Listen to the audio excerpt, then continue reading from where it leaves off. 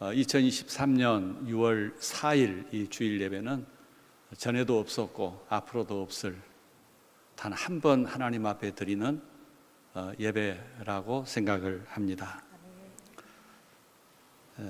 우리가 항상 주일마다 그런 마음을 갖고 예배를 드려야 되지 않겠는가라는 생각을 하거든요. 저는 41년 목회를 했습니다.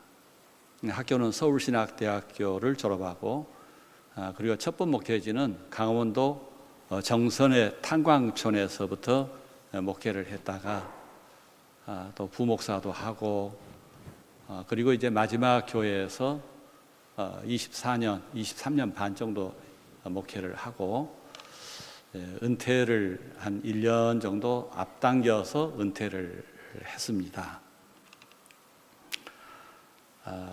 지나놓고 보니까 41년 목회를 했던 그 기간들이 하나님의 은혜가 아니었으면 내가 어떻게 목회를 할 수 있었을까? 지금도 사실 저는 사람들 앞에 뭐 설교를 한다든지 사람들 앞에 뭐 발표를 한다든지 이런 것들을 그렇게 썩 좋아하지 않았는데, 그러나 단에 서서 하나님의 말씀을 전하다 보니까 이번에도 우리 목사님 몇 번이나 말씀을 하시길래 제가 설교를 은퇴하면서는 마음 작정을 했습니다. 설교를 안 할 계획을 세웠는데 본교에서 창립 기념주일이라고 와서 설교해달라고 해서 한 번 했고, 또 어떤 목사님이 성지순례를 가시면서 한 주간을 비워야 되니까 우리 교회 와서 한번 설교해달라고 해서 했고, 그리고 오늘 여기 와서 사실 여기 올 때는 시드니에 제가 올 때는 쉬러 왔지, 쉬러 왔어도 예배는 드려야 될 거 아닙니까? 그래서 이제 우리 예수 따라가는 교회 와서 하나님 앞에 예배를 드리면서 우리 목사님, 사실 우리 목사님 참 잘생기셨잖아요. 처음에 저는 목사님 보고서 아주 호감을 느꼈습니다. 야, 저런 훌륭한 목사님도 계시나. 말씀도 은혜가 있고 감동이 있고 항상 좋은 말씀 주시길래 제가 은혜를 많이 받았습니다. 뒷자리에 앉아서. 그런데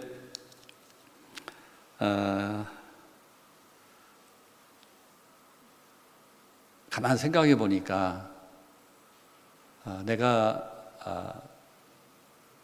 이런 일들이 있어지는 게 처음 있는 일들, 이런 걸 좀 몇 가지 말씀을 드린다고 하면, 물론 우리 목사님이 통합 측 목사님으로 제가 알고 있습니다. 그런데 저는 저희 장인 어르신이 통합 측에서 목회를 50년 하셨어요. 오랫동안 목회자로서 목회하실 때 사실은 그 교회에 우리 아버님이 목회하시던, 장인 어르신이 목회하시던 교회 가서 설교를 몇 번 한 적이 있습니다. 그래서 통합측 교회에서 설교를 한 것이 처음은 아니라고 여겨지거든요.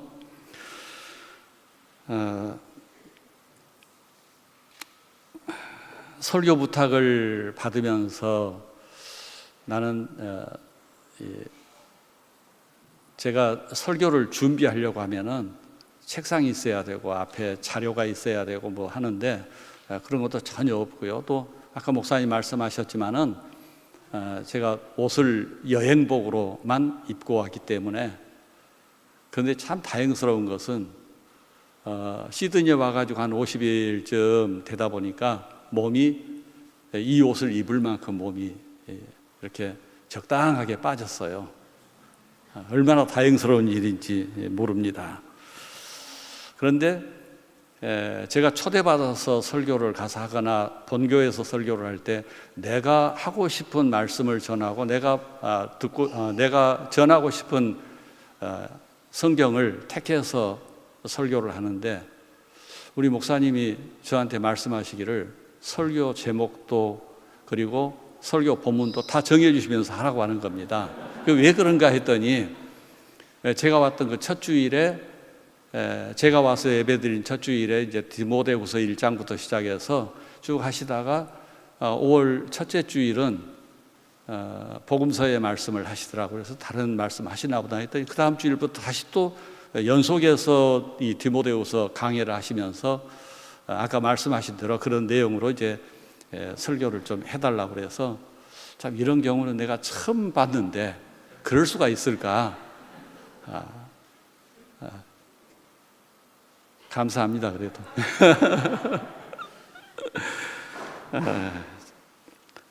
여러 가지 제가 처음 경험한 일들이 많습니다.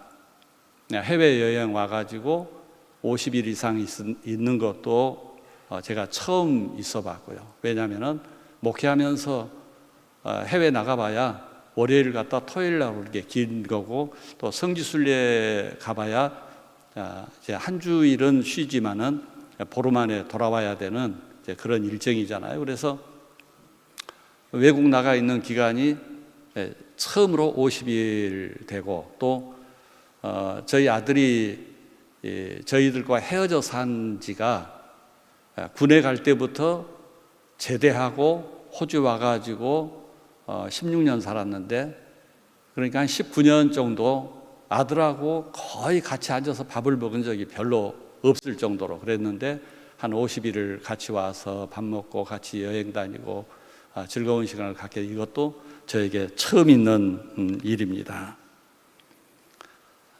이민교회 와가지고 이렇게 설교를 하는 것도 저는 처음 있는 일이고, 또 와서 보니까 우리 사모님, 목사님, 이 목사님 사모님, 우리 이종호 목사님 이름은 그냥 평범하잖아요. 근데 우리 사모님 이름을 보면서 제가 깜짝 놀랐어요. 처음 제가 경험한 정나비 사모님. 이름이 참 특이하고 처음 경험해 봤어요. 목사님 사모님 이름이 정나비 맞죠? 예. 그래서 이런 첫 번 경험한 일들이 저에게 참 많이 있어서, 또 한 가지 처음 경험한 일 중에 특별한 일은, 우리 예수 따라가는 교회를 처음 왔을 때부터 지금까지 쭉 교회를 보면서 이 교회가 내 건물이 아니잖아요. 한국에서는 상상이 안 되는 얘기입니다. 이 교회가 건물이 없는 교회, 한국에서는 제가 경험하기는 한 번도 그런 교회를 제가 보지를 못했어요. 그런데 이제 여기 와서 보면서 건물이 없는데 교회가 있다. 그런데 늘 하는 말이 교회가 무엇인가? 교회가 무엇인가라고 하는 우리가 말을 많이 하거든요. 목회자이기 때문에 더군다나 교회에 대한 이 개념 또는 의미, 이런 걸 생각을 해보는데, 교회 하면은 일단은 건물이 있고 십자가가 높이 세워져 있어야 교회로 알잖아요. 그러나 신학교 때부터 배웠던 말 중에 교회는 건물이 아니다. 그럼 뭐냐? 사람들이다. 이런 말을 들어왔거든요. 교회라고 하는, 교회가 무엇입니까? 라고 물었을 때, 교회가 무엇입니까? 라고 물었을 때, 교회는 뭐 모양이 십자가 모양이 있고 이렇게 안에 예배당이, 예배실이 있고 이래야 교회라고 사람들은 말을 하는데, 우리가 배울 때 어떻게 배웠냐면은, 교회는 예수님을 나의 믿음의 주로, 구세주죠. 예수님을 나의 믿음의 주로 신앙을 고백한 사람들, 즉 거룩한 무리들, 그 모임 단체가 교회다, 이렇게 배웠습니다. 그렇게 배웠으면서도 오늘날 이런 교회 모습을 이해를 못한 겁니다. 그런데 이번에 7주 동안 주일마다 예배를 드리면서 그걸 제가 경험을 했습니다. 처음으로 경험한 일입니다. 대부분 이민교회들이 호주뿐만 아니라 미국도 그러고 다른 데도 다 그렇다고 하는 얘기를 들어봤지만, 제가 경험하기는 처음이라고 하는 얘기예요. 처음입니다. 그런데 여기 와서 또 느낀 점 한 가지가 뭔가 하면은, 자, 예배 전에 이 건물이 체육관 건물인데 학생들이 쓰는 건물 아닙니까? 그런데 예배실로 이렇게 바뀌어졌다고 하는 거. 그걸 누가 바뀌는가? 성도들이 한마음 한뜻 돼가지고 예배실 세팅을 하고, 그리고 예배를 드리고 나면 그 다음에 또 같이 또 음식을 식탁 교제를 나누게 되면은 예배 끝나고 나서 곧바로 그냥 그 성도들이 한마음 한뜻 돼가지고 식탁을 만들고 같이 음식을 나누고, 그리고 나서 마지막에 또 정리를 깨끗하게 깔끔하게 해서 다른 사람들이 쓸 수 있도록 만들어 놓고 가는 이 모습을 보면서 저는 경험을 못 해본 일이기 때문에 처음에는 이해가 안 됐지만은, 그렇게 수고하는 성도님들이 진정 교회를 사랑하는 하나님의 백성들이라는 것을 깨닫게 됐습니다. 그러면 교회 하면은 아까 말한 대로, 제가 얘기한 대로 교회는 예수님을 나의 구원의 주로 고백하는 사람들이 모인 거룩한 공동체다. 이게 교회입니다.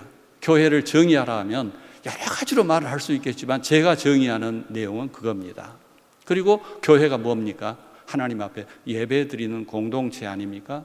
자, 그러면 예배가 무엇인가라는 말을 할 때 사람들은 예배 찬송하고 기도하고 설교 듣고 헌금하고 뭐 그러고 가는 데가 교회 아닙니까? 예배 아닙니까? 라는 얘기를 하거든요. 우리는 하나님 앞에 예배를 드리면서 사람들이 예배가 무엇인가라는 말을 할 때 예배를 드리는 성도님들이 먼저 아셔야 될 것 하나가 있습니다. 그게 뭔가 하면은 예배는 나약한 존재인 인간이 가장 위대하시고 가장 경이로우신 우리 하나님을 향하여, 높으신 하나님을 향하여, 내가 지금 하나님 앞에 예배를 드리는데 우리는 의자에 앉아서 예배를 드리잖아요. 우리 어렸을 때는 마룻바닥에 앉아서 예배를 드리면서 무릎을 꿇고 예배를 드렸었습니다. 그런 어린 시절의 예배, 오늘날의 예배, 이것만 생각하고 있었는데, 진정한 예배의 의미를 말한다면 그것은 가장 낮은 인간이 가장 높으신 하나님을 향하여 무릎을 꿇고, 그리고 하나님의 발등상에 내 입을 맞추는 일, 이게 예배의 그 의미, 예배의 의미라고 말씀을 드릴 수가 있습니다. 그래서 교회라고 하는 교회 존재가 참으로 중요하고, 또 예배라고 하는 예배가 왜 중요한가? 사람들끼리 모여서 교제하고 사랑 나누고 음식 나누고 또 뭐 하나님 앞에 찬송하고 설교 듣고 하는 이게 예배가 아니라, 하나님을 만나서 하나님께 나의 가장 연약한 모습으로 회개하면서 하나님을 향하여 하나님의 발등상에 입을 맞추는 행위가, 그렇게 겸손한 자세로 하나님을 향하는 일이, 이게 참된 예배가 아닌가라는 생각을 갖게 됩니다. 주 안에서 형제자매된 우리 성도님들과 또 목사님과 장로님들과 또 이렇게 만나보게 돼서 얼마나 반가운 일인지 모릅니다. 그러면서도 또 한편으로 한 주간 동안 설교하려고 생각하다 보니까 이분들이 어떤 분들일까 생각을 해보니까, 먼 곳에 이사 오셔서 이주하셔서 인간된 생각으로는 먹고 살기 위해서 얼마나 발버둥치고 얼마나 고생하고 얼마나 힘들게 사셨습니까? 자, 그러면서 하나님 앞에 나와 예배드리는 일이 그 모든 피곤과 힘듦과 정신적인 고통, 이런 것들을 하나님 앞에 내어놓고 진정한 예배를 드리면서 하나님을 만나고 하나님의 위로를 받고 또 하나님의 도우심을 힘입어서 앞으로 어떻게 하면 더 행복하게 살아갈 것인가, 이런 것들을 믿음의 한 공동체가 돼서 서로 돕고 사랑하고 위로하고 협력하면서 하나님의 교회를 섬기면서 주의 일하면서 하나님 기뻐하시는 삶을 살면서 사는 일이 얼마나 중요한가 하는 것도 깨닫게 되더라고요. 제 마음속에. 이제 제가 이런저런 생각들을 많이 했던 일들을 몇 가지 말씀을 드렸고요. 오늘 이 본문 말씀을 보면 사도 바울이 그 자신의 믿음의 아들이라고 불렀고, 그리고 후계자로 생각을 했고, 그리고 동역자로 여겼던 디모데를 향하여 그 당시에, 지금 이 당시에 디모데가 뭐 하고 있었는가 하면은 에베소 교회에 목회를 하고 있을 때입니다. 이 디모데 전서 후서가 기록될 그 당시에 목회자입니다. 목회하고 있습니다. 그리고 에베소 교회를 누구한테 맡길까 하다가 이 바울이 너는 에베소에 가서 목회를 해라 라고 하는 명령을 받고 바울의 뒤를 이어서 복음을 전했던 사람이 디모데입니다. 어떻게 보면 바울을 잘 도왔던 사람이고, 바울의 말을 잘 따랐던 사람이고, 그리고 바울의 그 말씀을 잘 들어서 모아하는 사람들에게 영향력을 많이 끼친 사람 중에 대표적인 사람이 디모데라고 볼 수 있습니다. 어쩌면 이 바울 사도가 아주 절박한 마음을 가졌을 때, 가장 절박한 마음을 가졌을 때인데, 그러면 왜 절박한 마음을 가졌을까? 이제 목사님께서 설교를 쭉 하시면서 이 디모데후서가 어떤 내용이라는 것을 말씀해 주시면서 사실은 오늘 제가 설교해야 될 내용까지 지난주에 다 하셨어요. 사실은 다 하셨어요. 그래서 지난주에 내가 이 본문 가지고 설교를 해야 되는데, 지난주 제가 설교를 들으면서 느낀 게 8절까지 다 말씀을 다 전하셨어요. 전제가 무엇인가, 선한 싸움이 무엇인가, 달려갈 길이 무엇인가, 믿음을 지키는 일이 무엇인가 다 말씀해 주셨어요. 그래서 저는 내가 해야 될 이야기는 어떤 이야기를 해야 될까 몇 가지만 이제 생각을 해서 말씀을 드리고자 하는데, 첫째는 우리가 무엇을 위해 살아야 되는가? 우리가 무엇을 위해 살아야 되는가? 제가 이 시간이 좀 설교 시간이 빨리 끝내야 된다는 걸 제가 알고 있습니다. 그런데 시간이 좀 길었더라면 내가 영상도 좀 이렇게 요청도 하고 할 것인데 일체 그걸 하지 않았어요. 제가 우리 목사님한테 보여드렸는데, 제 은퇴식 때 갑자기 우리 딸이 저희 딸이 3남매를 낳았어요. 그런데 이 3남매가 5살, 8살, 11살이었습니다. 그런데 할아버지 은퇴식 할 때 특송을 하겠다는 거예요. 우리 사모님 목사님은 보셨어요, 그거. 그 노래 제목이 뭐냐면 그때가 좋았습니다. 제가 작사를 하고 제 조카 다른 그 뮤지션이 있는데 그 아이가 작곡을 해가지고 우리 손자 손녀들이 노래를 불렀는데 그때가 좋았습니다. 무슨 사람들은 그냥 아이들이 나와서 그냥 노래 하나 한다라고 생각하지만 제 입장에서는 내가 목회하고 있을 그때가 좋았는데, 그렇게 좋았는데, 이제 마치게 되었는데 그 사랑하는 손자녀들 3남매가 그 노래를 하는데 상당히 의미가 있는 노래입니다. 또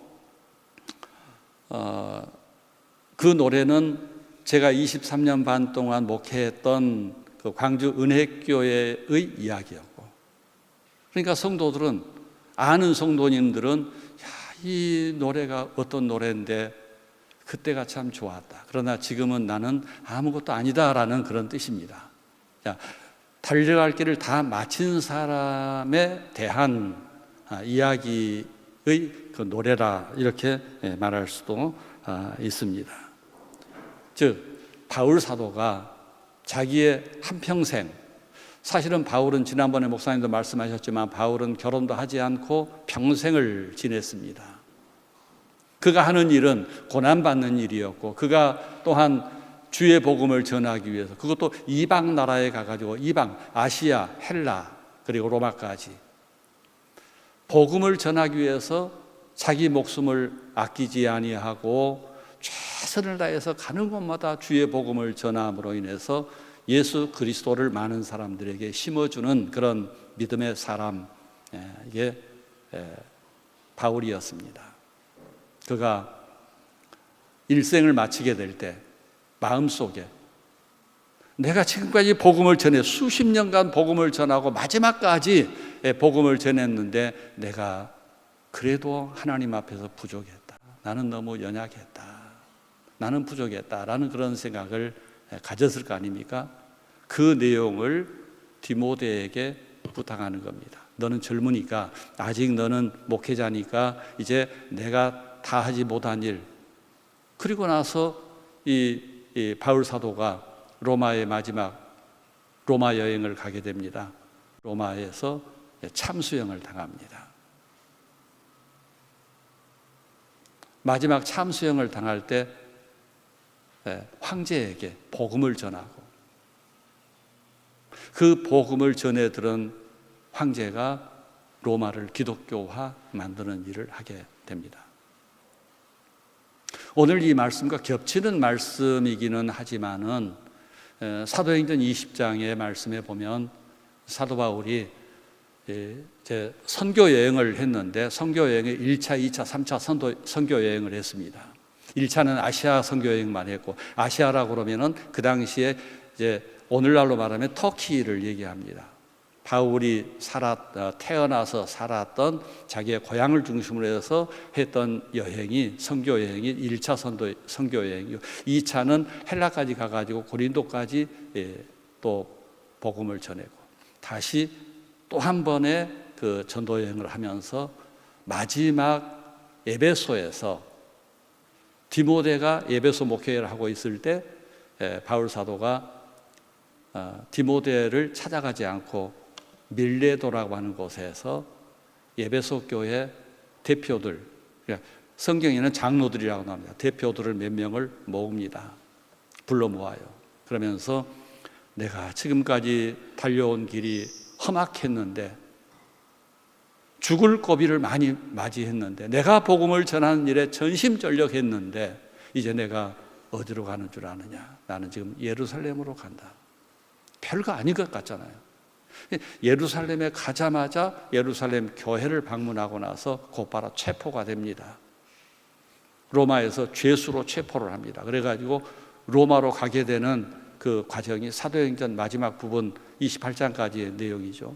그런데 그때 에베소 교회 대표자들을 불러 모아놓고 이제 말씀을 전합니다. 여러분들, 내가 지금 마음이 심란하다. 예수님께서 제자들에게 마지막 내가 고난받고 죽어야 될 일을 이야기하는 것처럼 에베소 교회 장로들을 불러 모아놓고 바울 사도가 거기에서 마지막 이제 유언을 합니다. 물론 오늘 말씀도 유언이나 마찬가지입니다. 이 본문도 유언이나 마찬가지. 그런데 그 사람들한테 이제 대표들한테, 에베소 교회 대표들한테 말씀을 전하면서 내가 지금까지 이렇게 살아왔는데 앞으로 당신들이 믿음대로 살아야 되지 않겠습니까? 내가 지금 예루살렘에 가는 일이 예루살렘에 내가 사랑받고 그들의 어떤 대접을 받기 위해서 가는 것이 아니라, 내가 거기 가면 이 다음에 나는 죽음의 그 노선을 걷게 된다라는 이런 이야기를 하게 됩니다. 그게 사도행전 20장에 나오는 바울의 고별 설교라고 말을 합니다.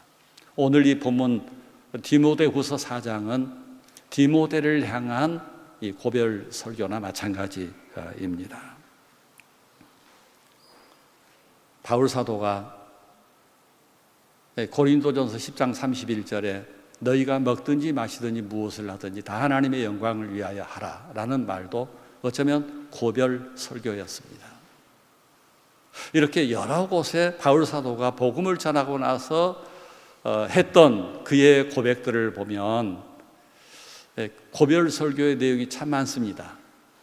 그러면 그 말씀들을 우리는 그냥 너희가 먹든지 마시든지 무엇을 하든지 하나님의 영광을 위해서 하라, 제가 그렇게 하겠습니다라고 말을 하겠지만은, 그렇게 고백을 하겠지만은 그 말은 무슨 말인가, 그 의미를 우리가 알아야 됩니다. 어쩌면 이 바울의 삶의 좌우명이라고 할 수 있고, 그 소식을 전해 들은 고린도 교회 성도들이 이제 우리가 하나님의 영광을 위해 사는 일이 무엇인가를 우리가 알았다라는 그런 고백을 하게 되는 말씀이 바로 고린도전서 10장 31절이라고 말씀을 드릴 수가 있습니다.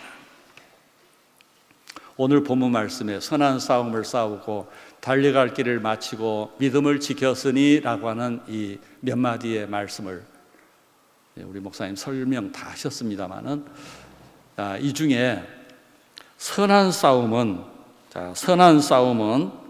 거룩함을 지키기 위한 싸움이고, 달려갈 길을 마쳤다는 이 말은, 이 달려갈 길을 마친다는 말은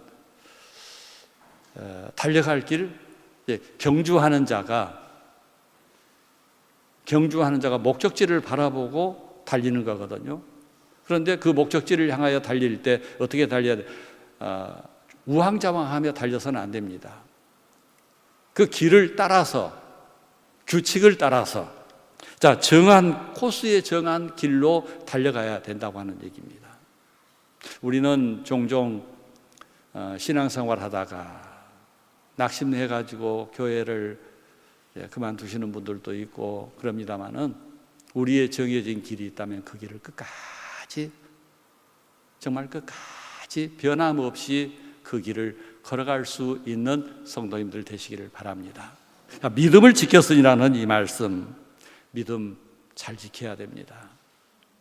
저는 목회하면서 성도들 가운데 신앙생활 잘하고 교회에서 봉사도 잘하던 분들이 나중에 교회를 멀리하게 되고 신앙생활을 완전히 팔아먹게 되는 이런 사람들을 볼 때 너무너무 마음 아파요.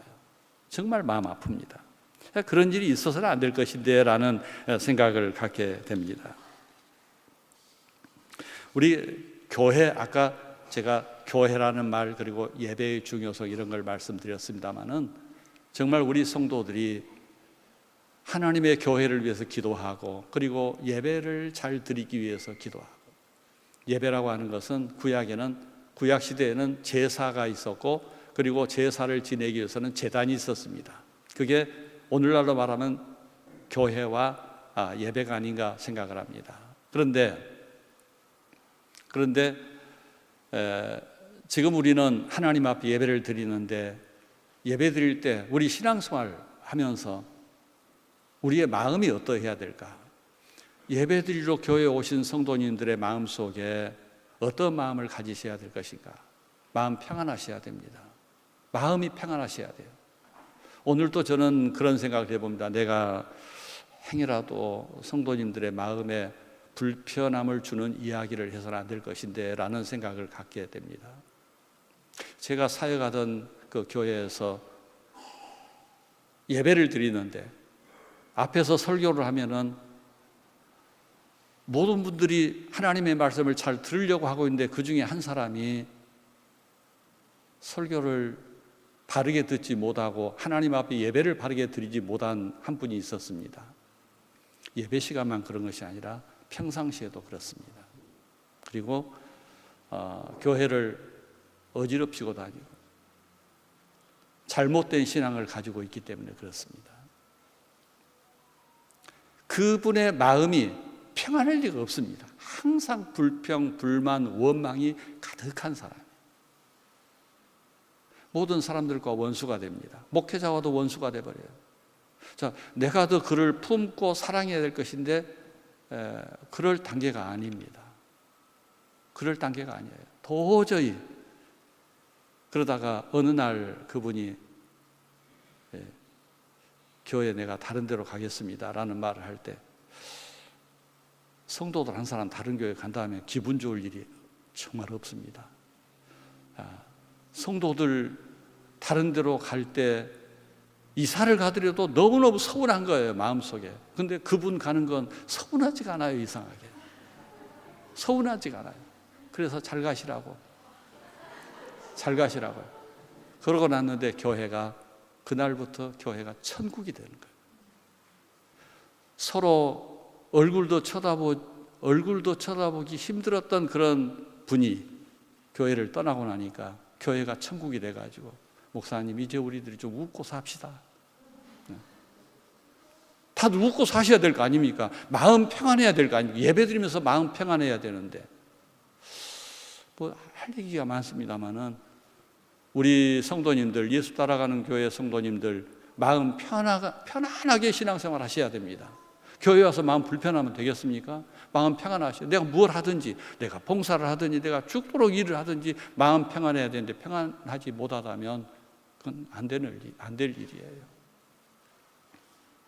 한 가지만 제가 말씀드리고 말씀을 맺겠습니다. 우리가 구원받은 사람들이, 나도 구원받고 여러분들 구원받았습니다. 그런데 구원이 여러 가지가 있는 건 아닙니다. 근데 제가 늘 마음속에 생각하는 게 뭔가 하면은, 내가 구원받은 사람이라면, 내가 구원받았다면 하늘나라 가서도 하나님 앞에 상 받아야 될 것인데, 이 결론입니다. 하나님 앞에 상 받아야 될 것인데, 상을 받아야 될 것인데 하나님 나에게 상을 주실 것인가? 아니면 내가 받을 상이 있을까 없을까? 이거 생각해 보신다면, 그래서 저는 우리가 구원받는 일은, 내가 예수 믿고 하나님 앞에 나의 죄의 사함을 받고, 그리고 나서 내가 성도가 되었다 하면은 누구나 다 하늘나라 백성들이고 구원받습니다. 이걸 저는 기본 구원이라고 말하고 싶어요. 굳이 설명을 붙이자면 기본 구원입니다. 우편 강도가, 예수님의 십자가의 우편 강도가, 당신이 주의 나라에 임할 때 나를 좀 기억해 주세요 했을 때, 강도 아닙니까? 강도? 이 나쁜 놈, 너 안 돼. 예수님 그러지 않으셨습니다. 낙원에 있을 것이다. 네가 나와 함께 낙원에 있을 것이다 말씀했잖아요. 그런데 그 우편 강도가 세상에 살면서 뭐 하다 살아서 죽었습니까? 남을 해치고 빼앗고 도적질하고 나쁜 짓 다 하고 살았습니다. 근데 예수님께서 오늘 네가 나와 함께 낙원에 있으리라, 구원시켜준다는 말 아닙니까? 그런데 가만 생각해 봤습니다. 그 사람이, 우편 강도가 하늘나라 갔는데 하나님 앞에 섰을 때, 하나님이 보실 때 하나님께서 어떤 상급을 주실 것인가? 하늘나라 백성으로 만들어 주시지만 하늘에 상급은 없습니다. 저는 그렇게 봅니다. 자, 그러면 우리가 예수님을 나의 구세주로 신앙을 고백하고 하나님의 자녀가 되어서 이 땅에서 하나님을 믿고 살면서 우리는 어떻게 살아야 되는가 하면은, 하늘나라의 상급 받기 위해서 그 상급을 날마다 쌓아가야 됩니다. 쌓아가야 돼요. 교회 와서 하나님 앞 예배를 드리면서 오늘 또 내가 하나님 앞에 어떤 상급을 쌓을 것인가? 오늘 예배를 드리고 나가서 세상에서의 삶을 사는데, 일을 하면서 또 어디를 가면서 사람을 만나면서 무엇보다도 내가 하나님의 자녀답게 하늘의 상급, 하늘의 열매를 바라보고 상급을 받기 위한 이런 삶을 살아야 될 것인데 라는 그런 마음을 갖게 됩니다. 이게 저는 굳이 제가 설명을 붙이자면 상급 구원이 거기에 있다. 교회에서 봉사하고 충성하시죠? 하나님 앞에 봉헌도 하고, 또 하나님 앞에 또 하나님 내가 어떻게 살까요? 이렇게 살겠습니다 고백하잖아요. 그러나 하나님께서 보실 때 내가 너에게 이 상을 줄란다, 내가 너에게 면류관을 씌워주겠다, 내가 너에게 어떤 복을 주겠다. 우리는 이 땅에서의 복보다 내세의 복이, 하늘나라의 복이 더 크다는 것을 저와 여러분 다 알고 있습니다. 그걸 어떻게 해나가야 되는가? 날마다 조금씩 오늘 또 내일 또 내가 죽는 날까지 이 상급을 쌓으며 살아가는 하늘나라 백성으로서의 삶을 살아갈 수 있는 자들이 되어야 된다. 이런 마음 가지고 살아가는 성도님들 되시기를 바랍니다. 죽음은 참 두렵습니다. 어렸을 때는 빨리 어른 됐으면 좋겠다라고 생각을 했습니다. 그런데 나이가 들고 보니까 저보다 연세 더 드신 분들 여기 많이 계십니다만은 나이가 이제 70이거든요. 54년생입니다. 근데 이렇게 나이가 들고 나니까 이 죽음을 생각하게 되더라고요. 그런데 저는 암병이 2가지가 있어가지고 대수술을 3번을 했습니다. 수술실에 들어갈 때마다 죽음이 무엇인가? 수술실에서 나오면서 하나님 살려주셨을 때 첫 번째로 하나님 앞에 하나님 감사합니다. 그냥 그대로 놔두셔도 되는데 왜 하나님 나 또 살려주셨습니까? 그런 기도를 했습니다. 그것은 제가 죽음을 여러 번 경험을 하면서 또 이런 경험을 하고 나서 그 다음에 세상을 바라보는 눈이 달라졌다고 하는 얘기입니다. 세상을 바라보는 눈이요, 확 달라졌어요. 제가 시인입니다. 시인인데 시집을 7권을 냈어요. 시집을 7권이나 낸 시인인데, 그런데 제가 지금 쓰는 시들은 전부 다 어쩌면 그토록 세상이 아름답다는 것, 그걸 쓰고 있습니다. 그리고 사람의 생명 하나님께 맡겨야 된다는 그런 의미입니다. 그리고 내가 이제는 죽어도 여한이 없고 하나님께서 책임져 주실 거니까 이제 내가 할 일은 하늘나라의 상급을 조금씩 쌓아가는 일이다. 그것만 생각하거든요.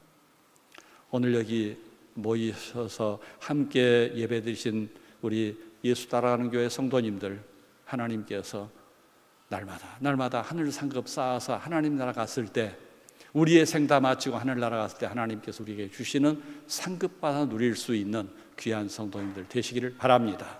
예, 기도하시겠습니다. 아버지 하나님,